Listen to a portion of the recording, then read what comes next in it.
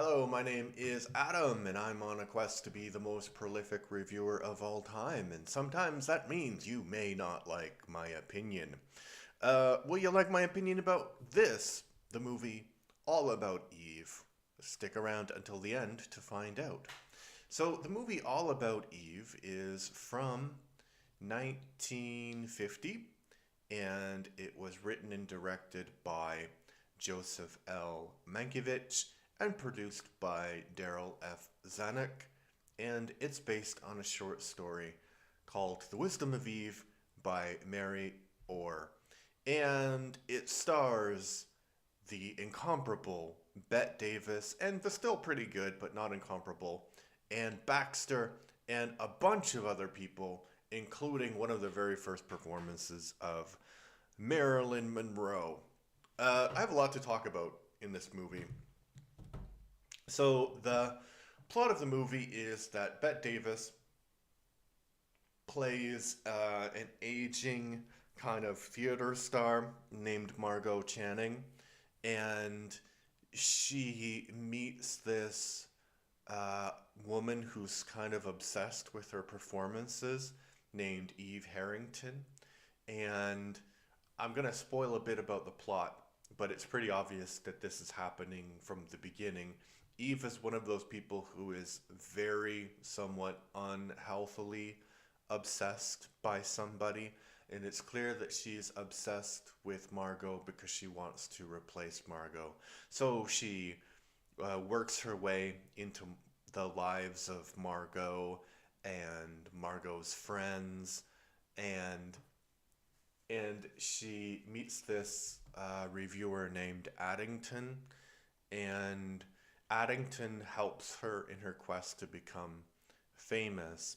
But Eve is a shyster. She's a fraudster. She's not someone to be trusted, and she makes up this story because she's a great actress. She makes up this story when she meets Margot about how you know she came from this little town in Wyoming and she got married to this guy, and then the war happened, and the guy was in the Air Force and he died in a battle in the Pacific. So you feel kind of like sympathetic to the character. But Addington, the critic who I mentioned earlier, he eventually figures out that Eve is a scammer, and he uses that to try to get with her, basically. So basically, he's blackmailing her so she'll be with him, and she's blackmailing people in this circle to get like a good role, and then eventually to go to Hollywood. And then there is the ending is basically another Eve-like character appears on her door, and you can see that she is going to fall victim to the same sort of scam that Margot uh, did. And I know that the story needs to be compressed because it's like 2.5 hours. So, and it doesn't feel like 2.5 hours. It's really well paced movie, but so they only have 2.5 hours to tell this story. But I don't think it makes a lot of sense that um, after one successful play and maybe a career in Hollywood, she would get a stalker. Because Margot has had, it makes sense that she has a stalker because she had, um, you know, 20 years of a career. But on the other hand, stalkers don't make that much sense because, I had a stalker once, but that's a story for another day. Um, yeah. What did I think about the movie? I thought the movie was great. Like, it's from the time when people really cared about the words that people would say, the characters that, uh, and the words fit the characters. So you have like this really sort of cutting dialogue because they're play producers or actresses or whatever, and some of the scenes between the Bette Davies, Bette Davis. What is her name? Jeez, what is her name? It's Bette Davis. Yeah, Bette Davis. Some of the scenes between Bette Davis and the actor who plays Lloyd are just like brilliant. And she has Bo, who I guess is a director, and he wants to get married to her, but she thinks she's too old. And they have like all of this great dialogue, and you can tell that everybody knows what they should say and how to say it. And these are actors who are like at the top of their craft. It's like really, really great to watch. The writing is brilliant, the directing is brilliant. And Bette Davis was like a revelation for me. I have not watched a lot of movies from this era because generally I think you like, I think when you grow up you watch movies from around the time you grew up and maybe like 10 years earlier, and then every movie after that, that's kind of your era. So this is not that far. It's about 20 years before my era of movies.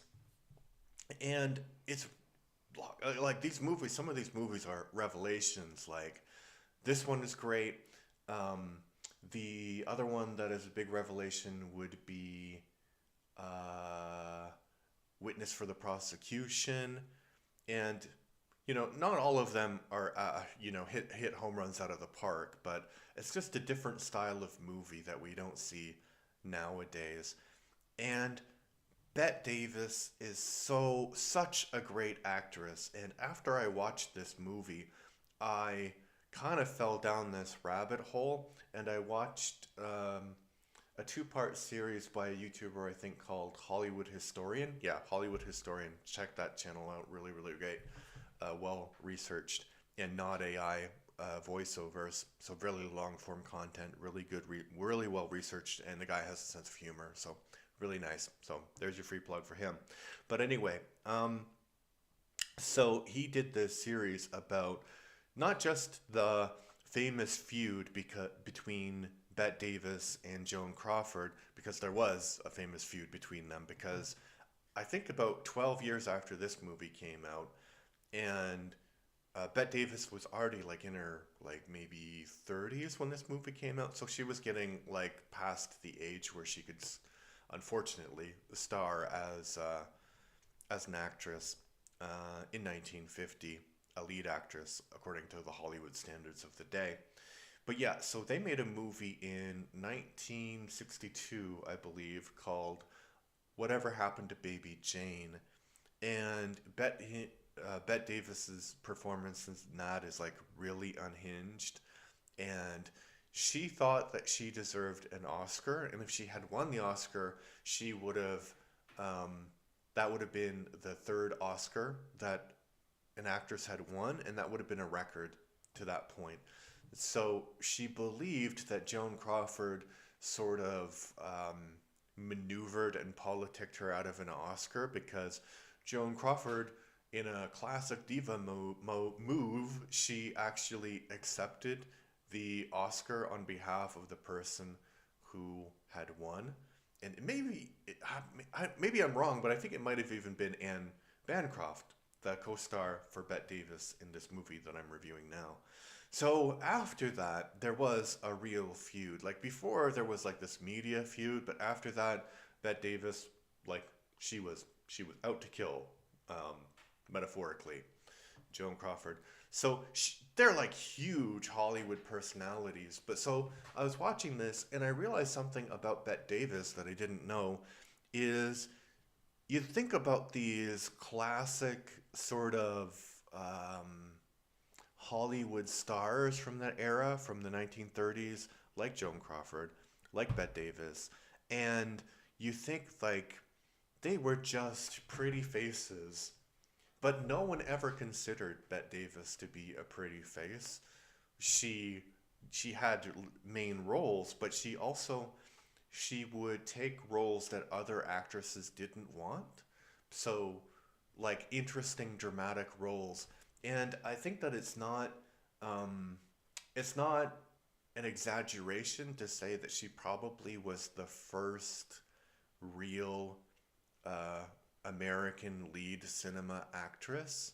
And by which I mean a lot of lead actresses before then had just been, you know, eye candy, like, oh, I'm the romantic lead, that kind of thing. And so Bette Davis did a lot more interesting things. She was starring in the films, like she was headlining the films, she was the lead actress, but she played Queen Elizabeth and she shaved her hair so she looked like Queen Elizabeth in the 30s. So was she was the first actress who did, amazing things. And she kind of reminds me, although Bette Davis is on a much higher level, like as a cultural icon, but she kind of reminds me of Tilda Swinton because Tilda Swinton, I think she has the strange beauty to be a lead actress, but she doesn't, she's played like a lot more interesting characters than other lead actresses. So like I love Julia Roberts, for example, but I have never watched a Julia Roberts movie and thought, that was very interesting acting choices. Like there are movies where she's great in what she's doing, but the acting is not like a choice for her, if that makes any sense. The acting flows out of her personality.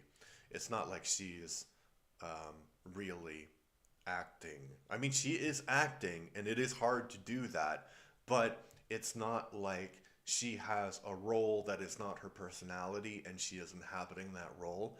And I think that Bette Davis was the first lead actress in American cinema to do that. Not to say that there wasn't any other lead actresses in other countries who weren't doing that, but Hollywood was so influential at the time. So yeah, it was like a really, really big thing.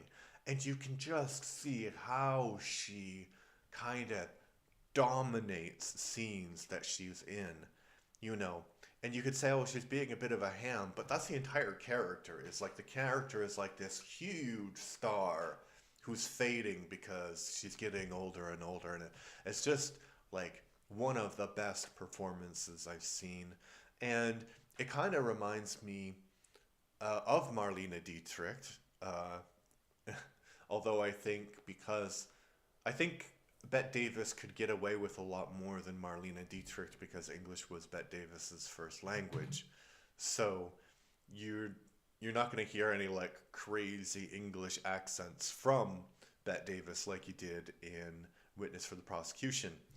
So, but Marlene Dietrich, great actress, and Bette Davis, great actress. And you know who they remind me of the most, actually? Nicolas Cage. Yeah, because they're so over the top. And I think like we have a hard time with movies nowadays because we kind of workshop them to death. And there are people who are completely over the top. And you know people like that, and I know people like that. So real life is not just people being at like one one wavelength. It's like people being at multiple wavelengths for different reasons. So in this case, it works beautifully because she is an over the top Broadway actress. So I really liked it. I liked the story. The story was maybe, as I said in the beginning, um, a bit too squeezed, but I think that's just because of the time constraints, and it makes sense because it's like a cycle, and so the the movie is basically saying like as Margot has done, she will have done to her, and then the person who places replaces Margot will have done to her, and it's like this vicious cycle of cattiness, basically. Another revelation for me is I was watching the movie, and as you watch movies nowadays, you're always a bit distracted. So I was watching the movie, and then I see this blonde, and she has a very minor role, but I'm like, oh my God, that's Marilyn Monroe. And just her, like, she has maybe like 7 lines or something in this movie, but you can tell, like, it's like, pow, the camera loves her. Pow, the lines are read with such charisma and delivery. And so you have like Davis, who's like, in my opinion, after seeing one movie, one of the greatest actresses of all time.